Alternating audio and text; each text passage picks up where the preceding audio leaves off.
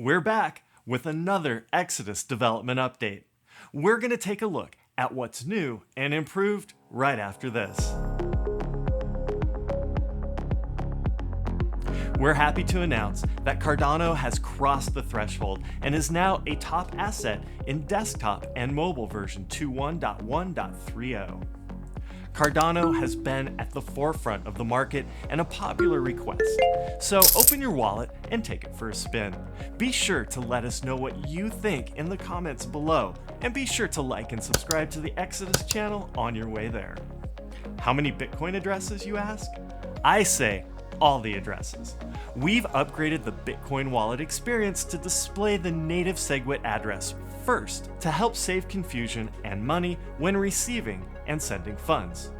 We've said goodbye to address reuse to help increase your privacy on the blockchain. Now, every time an address is used to receive Bitcoin, it'll be replaced with a brand new address for your next transaction. Monero has been improved to now support local XMR nodes.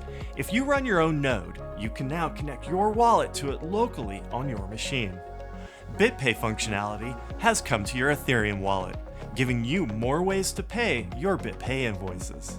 Your desktop wallet setting menus have also received an organizational facelift for quicker access to common settings.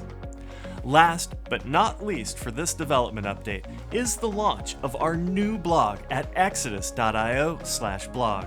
Here you'll find thought-leading articles with in-depth information, live charts, and current news feeds. Head on over to take a look and let us know if you think it's bookmark worthy. The more feedback we get, the better we can make it. Thanks for watching, everyone, and keep an eye on the channel for future updates.